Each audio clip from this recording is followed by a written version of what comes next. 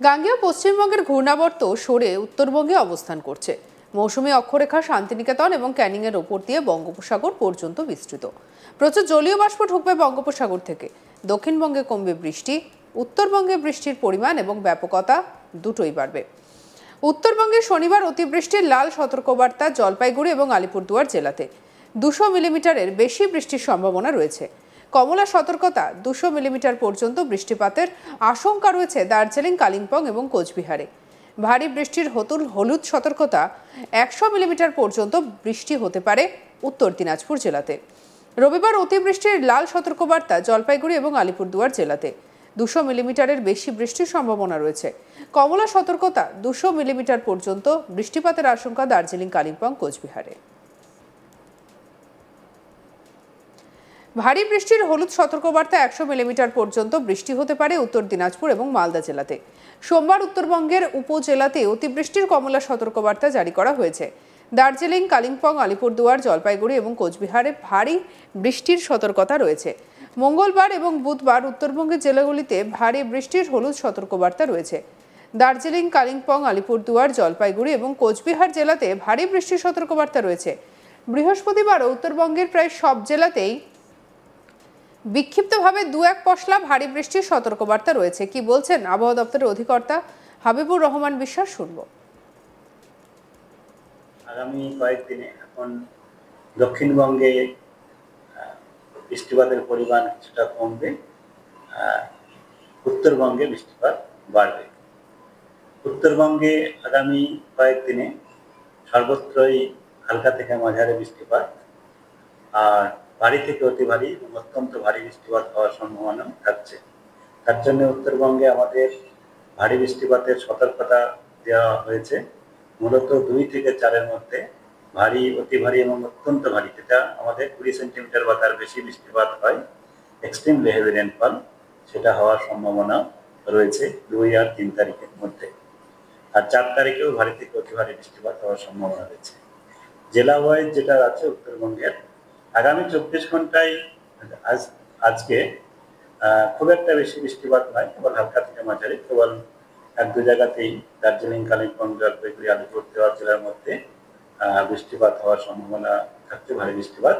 কিন্তু কালকে ঠিক বৃষ্টিপাত বাড়ার সম্ভাবনা, যেটা আমি বললাম 2 তারিখ আর 3 তারিখে অত্যন্ত ভারী বৃষ্টিপাত হওয়ার সম্ভাবনা রয়েছে, মূলত জলপাইগুড়ি আর আলিপুরদুয়ার জেলাতে। এই 2 জেলাতে অনেক কিছু কিছু জায়গায় ভারী থেকে অতি ভারী এবং 1-2 জায়গায় করে অত্যন্ত ভারী বৃষ্টিপাতের সম্ভাবনা। বাকি আমার কালিম্পং, দার্জিলিং, কোচবিহার এই 3টি জেলাতেও ভারী থেকে অতি ভারী বৃষ্টিপাতের সম্ভাবনা থাকছে। উত্তর দিনাজপুর জেলাতে ভারী বৃষ্টিপাতের সম্ভাবনা রয়েছে। 3 তারিখেও একই রকম থাকার সম্ভাবনা। 3 তারিখেও জলপাইগুড়ি, আলিপুরদুয়ারে ভারী থেকে অতি ভারী, অত্যন্ত ভারী বৃষ্টিপাত। কালিম্পং, দার্জিলিং, কোচবিহার এইসব জেলাতে ভারী থেকে অতি ভারী বৃষ্টিপাতের সম্ভাবনা। আর 3 তারিখে মালদাতেও ভারী বৃষ্টিপাতের সম্ভাবনা থাকছে। আর 4 তারিখে উপরের 5টা জেলা দার্জিলিং, কালিম্পং, জলপাইগুড়ি, আলিপুরদুয়ার, কোচবিহার এইগুলোতে ভারী থেকে অতি ভারী বৃষ্টিপাতের সম্ভাবনা। 5, 6, 7 তারপরেও বৃষ্টিপাত থাকবে, তবে বৃষ্টিপাতের তীব্রতা কমবে, কেবল 1-2 জায়গা করে ভারী বৃষ্টিপাতের সম্ভাবনা রয়েছে। মূলত 2 থেকে 4 এই সময়ে আমাদের বেশি পরিমাণে বৃষ্টিপাতের সম্ভাবনা উত্তরবঙ্গের 5টি জেলাতে। সেই জন্য এই 5 জেলাগুলোতে আমাদের 2 আর 3 তারিখে জলপাইগুড়ি, আলিপুরদুয়ার জেলাতে লাল সতর্কতা, বাকি জেলাতে কমলা সতর্কতা দেওয়া হয়েছে। দক্ষিণবঙ্গে শনিবার বজ্রবিদ্যুৎ সহ বৃষ্টির সম্ভাবনা বেশি থাকবে বীরভূম, মুর্শিদাবাদ, নদিয়া, পুরুলিয়া, পূর্ব পশ্চিম বর্ধমান, উত্তর ও দক্ষিণ 24 পরগনা জেলাতে।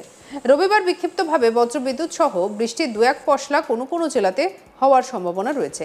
সোমবার, মঙ্গলবার এবং বুধবার বৃষ্টি আরও কমবে। বৃহস্পতিবার বৃষ্টি বাড়বে দক্ষিণবঙ্গের জেলাতে। মুর্শিদাবাদ, নদিয়া এবং উত্তর 24 পরগনা জেলাতে বৃষ্টির সম্ভাবনা বেশি থাকবে। কি বলছেন হাবিবুর রহমান বিশ্বাস, শুনবো। দক্ষিণবঙ্গে এখন আমাদের বৃষ্টিপাত হবে, মূলত যেটা বৃষ্টিপাত হবে সেটা বজ্রবিদ্যুৎ সহ বৃষ্টিপাত হওয়ার সম্ভাবনাই থাকছে। অনেক জায়গাতেই হবে বৃষ্টিপাত, তবে বৃষ্টিপাতের পরিমাণ এবং বিস্তৃতি কম থাকবে। আগে যে 2 দিন আগে যেভাবে হচ্ছিল সেরকম নয়, কমে যাবে, ভারী বৃষ্টিপাতের সম্ভাবনা থাকছে না। তবে আজ এক দু জায়গায় ভারী বৃষ্টিপাত হয়ে যেতে পারে পুরুলিয়া, পশ্চিম বর্ধমান, বীরভূম জেলার মধ্যে। বাকি কাল থেকে আরো বৃষ্টিপাতের পরিমাণ কমবে। কলকাতা পার্শ্ববর্তী অঞ্চলে সাধারণত মেঘলা আকাশই থাকবে, আর বৃষ্টিপাত বজ্রবিদ্যুৎ সহ স্থানীয় হবে, কোথাও কোথাও বিক্ষিপ্ত হবে, মানে কিছু কিছু সময়ের জন্য হালকা থেকে মাঝারি বৃষ্টিপাত হওয়ার সম্ভাবনা রয়েছে আগামী কয়েকদিন। তাপমাত্রা যেহেতু মেঘের পরিমাণ, মেঘাচ্ছন্নের পরিমাণটা কিছুটা কমবে, তার জন্য তাপমাত্রা কিছুটা আজ থেকেই বাড়বে। এটা সর্বোচ্চ তাপমাত্রা 29-30 বা 28-এর কাছাকাছি, 28 থেকে 30-এর মধ্যে ছিল, সেটা এখন 31 থেকে 32 বা 33 এই এরকম হওয়ার সম্ভাবনা থাকছে কলকাতা পার্শ্ববর্তী অঞ্চলে। আর এখন আমাদের বর্ষার যা স্থিতি, বর্ষাকালে যে বৃষ্টিপাতের পরিমাণ যা হয়েছে, তাতে দক্ষিণবঙ্গে কিছুটা বৃষ্টিপাত বেশি হয়েছে স্বাভাবিকের থেকে। সেটা 23% বেশি হয়েছে, 742.6 মিলিমিটার হয়েছে 1 জুন থেকে আজ 1 আগস্ট পর্যন্ত। আর এই সময়ের স্বাভাবিক হয় 603.7, তো 23% বেশি আছে। কিন্তু উত্তরবঙ্গে বৃষ্টিপাতের পরিমাণ এখনো পর্যন্ত আমাদের স্বাভাবিকের থেকে কম রয়েছে। এখানে 753.1 মিলিমিটার হয়েছে, আর 1049.3 মিলিমিটার স্বাভাবিক এই সময় পর্যন্ত হয়। 28% বৃষ্টিপাত কম হয়েছে। আর এই হচ্ছে এখনকার স্থিতি। কলকাতাতে তো আমরা আগেই বলেছি, গতকালই বলা হয়েছে যে কলকাতাতে এবার জুলাই মাসে বৃষ্টিপাত বেশি ছিল, এবং যেটা আগামী গত কয়েক বছরের থেকে বেশি ছিল। এর আগে 2015 সালে যেটা হয়েছিল আপনাদের বলা হয়েছে 674.3, তারপরে এই বছরে 669.0 মিলিমিটার। স্যার, উত্তরবঙ্গে কি অতি বৃষ্টির সম্ভাবনা, এটার কারণ হ্যাঁ, উত্তরবঙ্গে এখন আমাদের যেটা রয়েছে তাতে উত্তরবঙ্গ এবং সংলগ্ন বিহার এবং বাংলাদেশ, ঝাড়খণ্ড এলাকা জুড়ে একটা ঘূর্ণাবর্ত রয়েছে।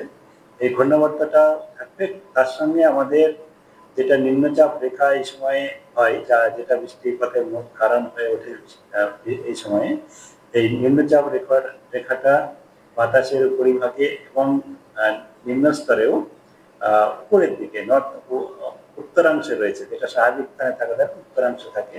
আর উত্তর থেকে এটা সরে গেলে এবং তার সঙ্গে সঙ্গে জলীয় বাষ্পের আধিক্যের কারণে উত্তরবঙ্গে বৃষ্টিপাতের পরিমাণে বাড়ার সম্ভাবনা রয়েছে।